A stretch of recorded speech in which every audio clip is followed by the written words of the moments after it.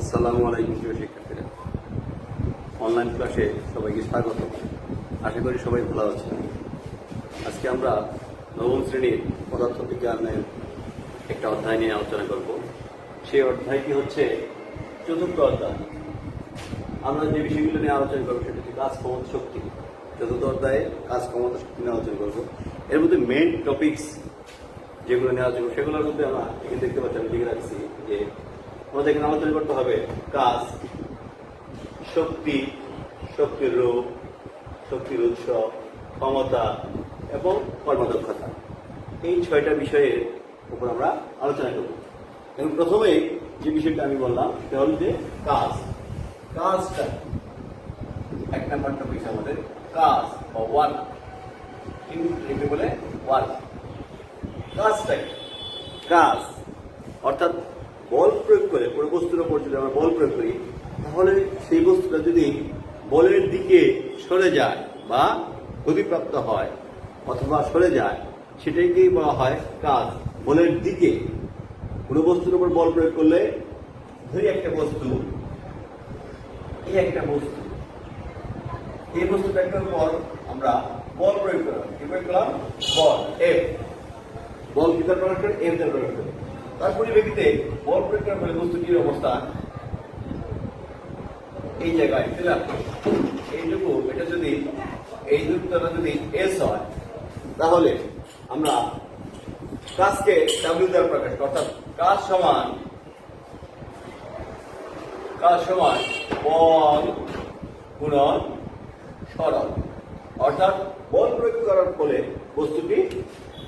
বস্তুটি বলের দিকে যখন সরে যাবে বা স্থান পরিবর্তন করবে, তখন সেটাকে বলা হয় কাজ।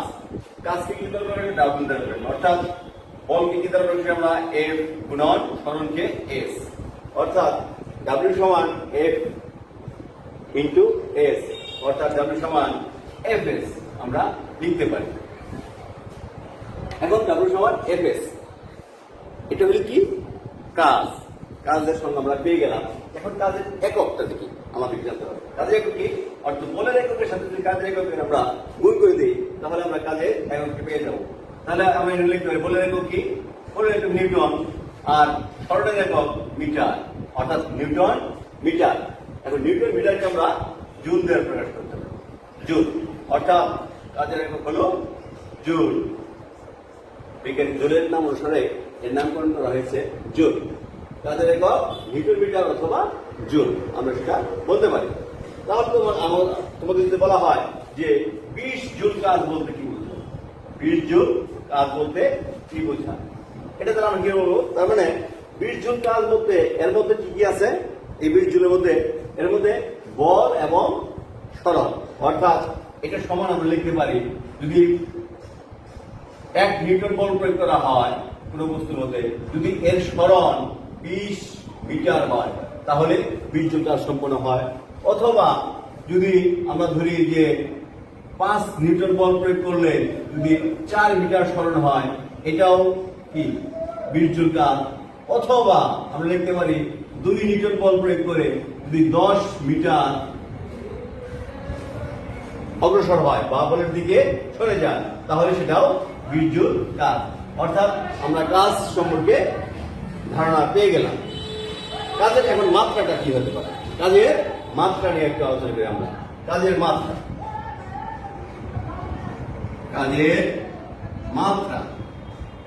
বের করার খুব সহজ পদ্ধতি। কাজ সমান আমরা কি জানি? কাজ সমান বল গুণন সরণ। বল গুণন সরণ। বল সমান কি? ভর গুণন ত্বরণ। ভর গুণন ত্বরণ আমরা জানি, সেটা এর আগে আগের চ্যাপ্টার আমরা আলোচনা করেছি। ইন্টু সরণ। এখন ত্বরণকে ভাঙাই, ভর ইন্টু ত্বরণ সমান সরণ ডিভাইড বাই সময় স্কয়ার ইন্টু সরণ। তাহলে আমরা এখানে যদি আমরা মাত্রাগুলি বসে দিই, ভরের মাত্রা এম ইন্টু সরণের মাত্রা এন, দৈর্ঘ্যের মাত্রা এন, সময়ের মাত্রা t টি স্কোয়ার ইন্টু সরণ সমান এল, অর্থাৎ আমরা লিখতে পারি M L square divide by T square, অর্থাৎ M L square per T square. এটা হলো মাত্রা। কিসের মাত্রা? কাজের মাত্রা সমীকরণ। আমরা যদি আমাদেরকে অনেক সময় পরীক্ষাতে দিয়ে দেয় যে কাজের মাত্রা সমীকরণ বের করো, তাহলে আমরা এইভাবে বের করে দিব। তাহলে আশা করি তোমরা সবাই বুঝতে পেরেছ যে আমরা এখানে যে কাজ যে আলোচনা, কাজ সমান আমরা একটা সূত্র পেয়ে গেলাম। যে কি সূত্র আছে? কাজের সমান কাজ বের করতে গেলে এফ এস, তারপরে আবার মাত্রাটাও পেয়ে গেলাম, এবং 20 জন কাজ বলতে কি বুঝো সেরকম অনেক কিছু বলতে 100 জন কাজ বলতে কি বুঝো সেটা আমরা বের করতে পারবো। অর্থাৎ কাজ সমান আমরা বল গুণন সরণ, এই দুটোকে আমাদের খেয়াল রাখলেই চলবে। এর পরবর্তীতে চলে যে আমরা শক্তি নিয়ে আলোচনা করব। শক্তি কি? শক্তি হচ্ছে, এরপরে কি বলতে আলোচনা করবো? শক্তি। শক্তি অর্থাৎ এনার্জি। শক্তি হচ্ছে যে কাজ করার সামর্থ্যকে শক্তি বলে। কি কাজ করার সামর্থ্য কি শক্তি বলে? অর্থাৎ কৃত কাজ সমান ব্যয়িত শক্তি। ব্যয়িত শক্তি, শক্তিকে আমরা ই দিয়ে প্রকাশ করি। ব্যয়িত কাজ সমান আমাদের শক্তি সম্পর্কে জানতে পারলাম। শক্তি আর কাজের মধ্যে কোনো পার্থক্য নাই মূলত। আর সরি, এখানে আর একটু জিনিস কি করে নেই, কাজটাকে আবার দুই ধরনের আমরা বলতে পারি। সেটা হলো, আমরা বললাম একটা বিষয় যে যখন কোনো বস্তু বলের দিকে কাজ করে, বল প্রয়োগ করলাম আমরা ফোর্স, যদি বলের দিকে বস্তুর সরণ ঘটে তাহলে সেটাকে বলা হয় ধনাত্মক কাজ। সেটাকে আমরা কাজ বলি মূলত, সেটাকে মূলত কাজ বলি বা ধনাত্মক কাজ বলতে পারি আমরা, ধনাত্মক কাজ। তারপরে অন্য জিনিসও ঘটতে পারে। কিরকম? একটা বস্তু চলছে, আমি বল প্রয়োগ করলাম, কিন্তু এই দিক থেকে আরেকটা বস্তু, এই দিকের বলটা বেশি হয়ে গেল, আমি বল প্রয়োগ করলাম এইদিকে, কিন্তু এটা যদি এদিকে সরণ না হয়ে, বলের দিকে সরণ না হয়ে যদি বলের বিপরীত দিকে সরণ হয়, যদি উল্টা দিকে আসে, তাহলে যে কাজ সেখানে কাজ সম্পন্ন হয়, কিন্তু সেটা কি কাজ হবে? সেটা হবে ঋণাত্মক কাজ। ঋণাত্মক কাজ। তাহলে আমরা কাজ আবার দুই ধরনের পেলাম, একটা ধনাত্মক কাজ, একটা হলো ঋণাত্মক কাজ। তারপরে গেছে কি আমরা শক্তিতে, শক্তি নিয়ে আলোচনা করতেছিলাম আমরা। সেই শক্তিকে কাজ করার সামর্থ্যকেই শক্তি বলে। এখন শক্তির বিভিন্ন প্রকার রূপ, শক্তির বিভিন্ন প্রকার রূপ। কি কি রূপ আছে? অনেক ধরনের রূপ আছে শক্তির। শক্তি আমরা কি কি জানি? আমরা জানি যে রাসায়নিক শক্তি, আলোক শক্তি, তাপ শক্তি, এরকম অনেক, নিউক্লিয় শক্তি, অনেক প্রকার শক্তি আছে। তারপর যান্ত্রিক শক্তি। সাধারণত যে বিভিন্ন যান্ত্রিক শক্তি নিয়ে আমরা আলোচনা করব। কি শক্তি? যান্ত্রিক শক্তি। যান্ত্রিক শক্তি, এই শক্তিটা অবস্থান এবং গতির কারণে বস্তুর মধ্যে যে শক্তি নিহিত থাকে, সেই কারণে অবস্থান এবং গতির কারণে বস্তুর মধ্যে যে শক্তি নিহিত থাকে তার নাম হলো যান্ত্রিক শক্তি। এই যান্ত্রিক শক্তি আবার দুই ধরনের। যান্ত্রিক শক্তি দুই ধরনের। একটা হলো বিভব শক্তি। বিভব শক্তি। আরেকটা হলো, এটাকে বলা হয় বিভব শক্তি বা potential energy. Potential energy.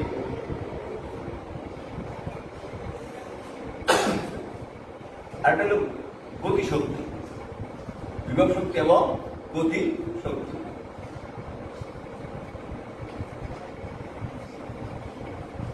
Kinetic energy. Kinetic energy অর্থাৎ এটাকে বিভব শক্তি, এটাকে প্রকাশ করা হয় ইপি দ্বারা, আর কাইনেটিক শক্তিকে প্রকাশ করা হয় ইকে। এই দুটি দ্বারা প্রকাশ করা হয়। এখন আমরা বলবো বিভব শক্তি কি? বিভব শক্তি বস্তুর অবস্থান পরিবর্তন করার ফলে বস্তু যে শক্তি সঞ্চয় করে তাকেই বিভব শক্তি বা স্থিতি শক্তি বলে। অর্থাৎ আমরা একটা বস্তু, এখানে একটা ইট, এই ভূমি থেকে যদি উপরে উঠাও একটা বস্তুকে, তাহলে এখান থেকে এখানে উঠানোর পরে সে যে শক্তি সঞ্চয় করলো, সে কিছু শক্তি সঞ্চয় করে কিনা।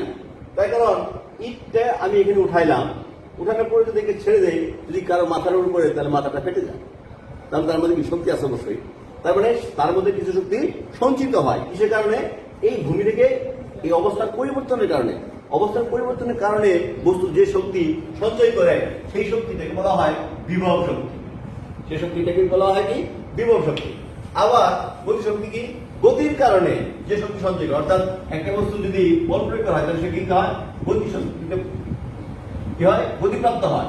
গতিপ্রাপ্ত হওয়ার কারণে যে শক্তি সঞ্চয় করে সেটাকে বলা হয় গতিশক্তি। এখন গতিশক্তি এবং বিভব শক্তি নিয়ে আমাদের এই চ্যাপ্টারে অনেকগুলো গাণিতিক সমস্যা সমাধান করতে হয়। তা আমরা একটা জিনিস আলোচনা করবো, সেটা কি? বিভব শক্তি নিয়ে যদি আমরা আলোচনা করি, একটা বস্তু এখানে এই উচ্চতায় যদি থাকে, এই উচ্চতায় অবস্থান করতেছে, তাহলে আমরা কাজ সমান কি জানি? কাজ সমান বল গুণন সরণ। সরণ তারপর কি? বল সমান কি জানি আমরা? বল গুণন ত্বরণ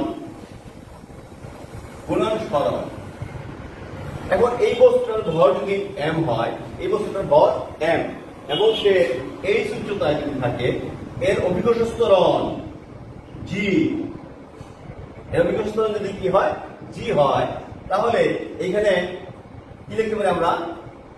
m ইন্টু জি ইন্টু এই সরণ মানে কি? এটা এই অবস্থান থেকে এই অবস্থানে উঠছে, অর্থাৎ এই উচ্চতায় উঠেছে, তার মানে এটা লিখতে পারি আমরা এইচ, অর্থাৎ এম জি এইচ। অর্থাৎ কাজ, তার মানে কি কাজ করবো আমরা? বিভব শক্তি। বিভব শক্তি কাজ, অর্থাৎ ইপি সমান, আমরা ইপি সমান লিখতে পারি এম জি এইচ। এই সূত্র ব্যবহার করে আমাদের অনেক গাণিতিক সমস্যার সমাধান করতে হবে। পাশাপাশি আমরা যদি গতি শক্তির দিকে যাই, একই কথা, গতি শক্তি এটা তাহলে আমরা এখানে লিখে ফেলতে পারি, যার একটা সূত্র আমরা পেয়ে গেলাম যে ইপি সমান এম জি এইচ, একটা সূত্র পেয়ে গেলাম আমরা। তারপরে এখানে যদি আরেকটা কল্পনা করি আমরা, যে গতি শক্তির ক্ষেত্রে, গতি শক্তির ক্ষেত্রে কি? একটা বস্তু আমরা দিলাম এম ভর বিশিষ্ট একটা বস্তু, এম ভর বিশিষ্ট একটা বস্তু এম, এই বস্তুর ভর এম, এর উপর বল প্রয়োগ করা হলো। বল প্রয়োগ করার ফলে সেই বস্তু এস দূরত্ব অতিক্রম করার পর, এস দূরত্ব অতিক্রম করার পর ভি বেগ প্রাপ্ত হল। এটার আদিবেগ ছিল কত? ইউ। ইউ আদিবেগে যাত্রা শুরু করলো এম ভর বিশিষ্ট বস্তু, সে এস দূরত্বে ভি বেগ প্রাপ্ত হলো। তাহলে গতি শক্তির ক্ষেত্রে আমরা লিখতে পারি, আমরা কিভাবে লিখবো? আমরা কাজ সমান আমরা জানি, কাজ সমান বল, আর এই বস্তুটার ত্বরণ যদি এ হয়, বস্তুটার ত্বরণ যদি এ হয়, বল গুণন ত্বরণ গুণন সরণ, সরি এখানে একটু বল গুণন কাজ সমান আমরা বল গুণন সরণ, বল ইন্টু সরণ সমান, আমরা এটি লিখতে বল সমান লিখতে পারি ভর গুণন ত্বরণ ইন্টু সরণ। এখান থেকে লিখতে পারি আমরা এম কে এস, সরণ কত? এস। এখন এইখানে আবার যদি আমরা কল্পনা করি এখানে যে এই বস্তুটা, আবার একটা সূত্র জানি আমরা, ভি স্কয়ার সমান ইউ স্কয়ার প্লাস 2s, এই সূত্র আমরা জানি। এইখান থেকে আমরা যদি কি পেতে পারি দেখা যাক, যে এই বস্তুর আদিবেগ কি? আদিবেগ এই বস্তু কি ছিল? স্থির অবস্থা ছিল। আদিবেগ কত? 0। যদি আদিবেগ এখানে 0 বসাই, তাহলে আমরা লিখতে পারি ভি স্কয়ার সমান 0 প্লাস 2s, বা 2s সমান ভি স্কয়ার, বা as সমান ভি স্কয়ার বাই 2। অতএব as সমান লিখতে পারি হাফ ভি স্কয়ার। এটা আমরা অবশ্যই লিখতে পারি না? তাহলে এখানে যদি আমরা বসাই এম as এর মান বসাই, as এর মান কত? Half V square. m into half V square, অর্থাৎ হাফ এম ভি স্কোয়ার। অর্থাৎ এখানে কোন শক্তি পেলাম আমরা? গতি শক্তি, অর্থাৎ ইকে। অর্থাৎ দেখতে পারি আমরা অতএব ইকে সমান হাফ এম ভি স্কোয়ার। অর্থাৎ আমরা আরেকটা সূত্র পেয়ে গেলাম যে গতি শক্তি সূত্র। এই সূত্রের সাহায্যে আমাদেরকে অনেক সমাধান করতে হবে। ইকে সমান হাফ এম ভি স্কোয়ার। তাহলে আমরা শক্তির দুই ধরনের রূপ, যান্ত্রিক শক্তি নিয়ে আমরা আলোচনা করলাম যে শক্তি দুই ধরনের রূপ এখানে দেখলাম আমরা। যান্ত্রিক শক্তি দুই ধরনের হয়, একটা হলো বিভব শক্তি, একটা হলো বিভব শক্তি এবং গতি শক্তি। আর এইভাবে আমরা সূত্রের প্রতিপাদনটা করতে পারি। তারপরে আমরা শক্তির উৎসগুলা নিয়ে আলোচনা করব। আমি আশা করি তোমরা সবাই বুঝতে পারছো যে গতি শক্তি এবং বিভব শক্তি সম্পর্কে আমি যতটুকু বলেছি ততটুকু একটু ভালো করে দেখলেই তোমরা আশা করি বুঝতে পারবে। এখন আমরা যাবো শক্তির উৎস। শক্তির উৎস আমরা জানি যে শক্তির অনেক উৎস রয়েছে। প্রধান উৎসটা কি? প্রধান উৎস হলো শক্তির সূর্য। আমরা জানি সূর্য একটা উৎস, পেট্রোলিয়াম জ্বালানি, খনিজ জ্বালানি একটা উৎস, পানি একটা উৎস, বিভিন্ন ধরনের উৎস আছে। তার মধ্যে এই শক্তির উৎসগুলোর মধ্যে একটা হলো নবায়নযোগ্য, একটা হলো অনবায়নযোগ্য। কি যোগ্য? নবায়নযোগ্য। নবায়নযোগ্য একটা, অনবায়নযোগ্য।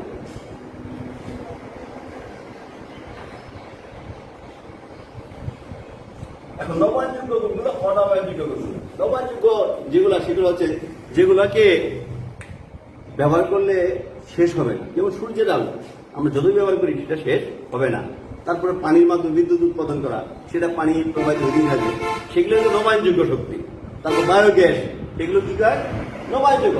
আর অনবায়নযোগ্য যে সকল উৎসগুলো আছে তার মধ্যে আছে আমরা বলতে পারি এই যে খনিজ তেল, গ্যাস, এগুলা অনবায়নযোগ্য। বিদ্যুৎ, এইগুলো অনবায়নযোগ্য। এগুলো যত বাঁচানো যায় ততই ভালো। তো তোমাদের বইয়ে অনেক বিস্তারিত লেখা আছে এই বিষয়ে, অনেকগুলা তোমরা ভালো করে একটু দেখে নিলেই জিনিসটা বুঝতে পারবে। তারপরে আমরা যাবো ক্ষমতাতে চলে যাই। যে ক্ষমতা, পাওয়ার, ক্ষমতা কাকে বলে? ক্ষমতা, পাওয়ার। ক্ষমতা হলো একক সময়ে বস্তু যে পরিমাণ কাজ করে, অর্থাৎ কাজ করার হারকেই ক্ষমতা বলে। অর্থাৎ ক্ষমতা সমান আমরা লিখতে পারি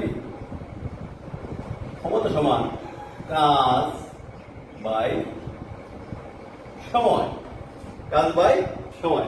অর্থাৎ ক্ষমতাকে আমরা পি দ্বারা প্রকাশ করি। পি সমান ডাব্লিউ বাই টি।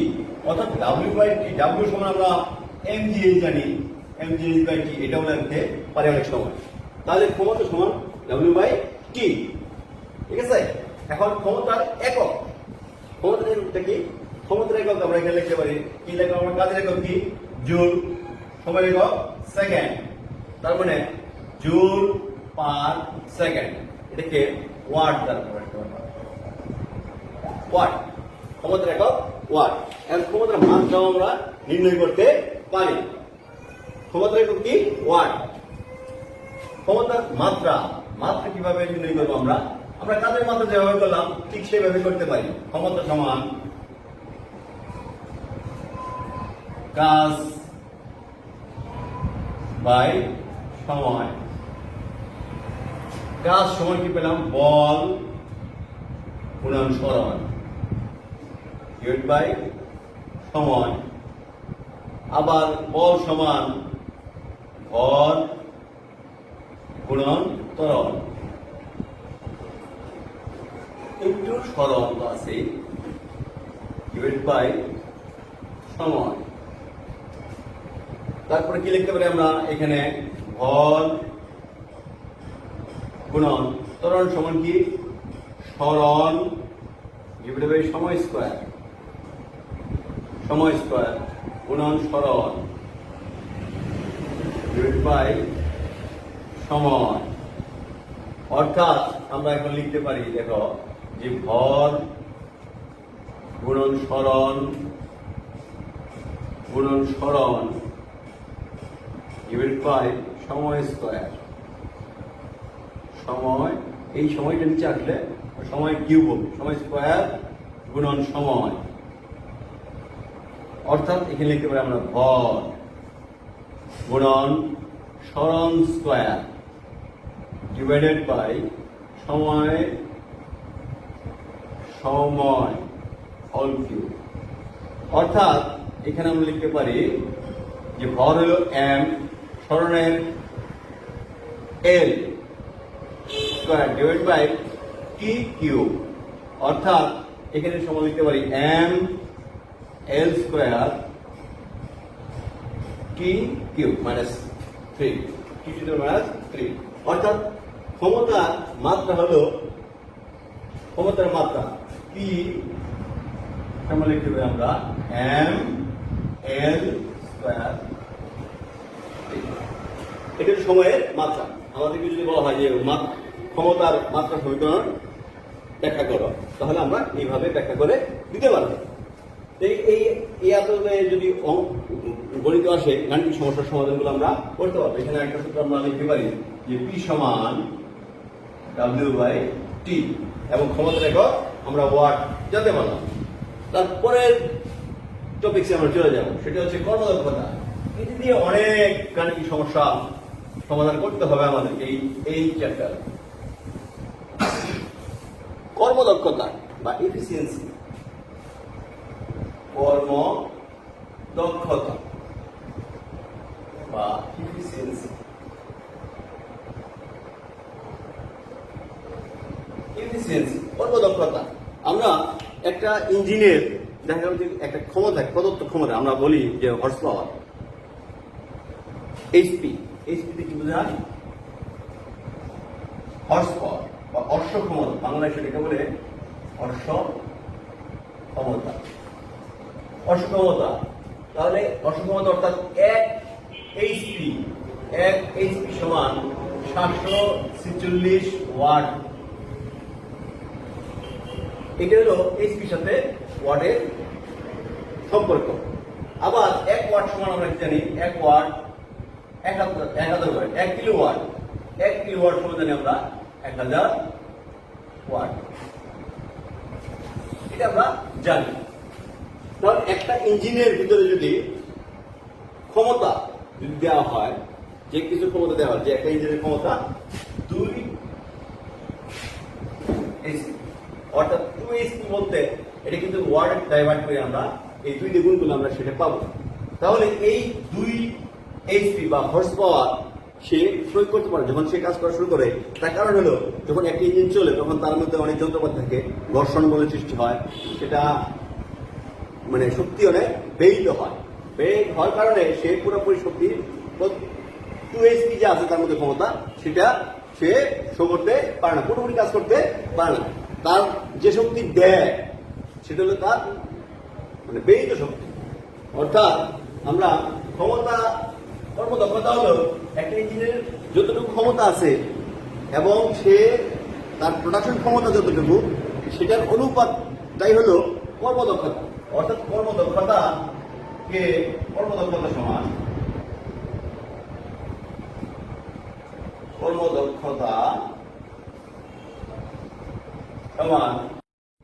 কর্মদক্ষতা সমান আমরা লিখতে পারি লব্য কার্যকর ক্ষমতা। কার্যকর ক্ষমতা ডিভাইডেড বাই মূল প্রদত্ত ক্ষমতা। মূল প্রদত্ত ক্ষমতা ইন্টু 100%। এটাকে তখন বললাম আমি যেটা, যে লব্য কার্যকর ক্ষমতা, সে যে ক্ষমতা শো করে তার ভিতরে যে ক্ষমতা আছে মূল প্রদত্ত ক্ষমতা, সেটার অনুপাত এবং সেটাকে শতকরা দ্বারা প্রকাশ করা হয়। অর্থাৎ কর্মদক্ষতাকে আমরা ইটা দ্বারা প্রকাশ করি। ইটা সমান লব্য কার্যকর ক্ষমতা,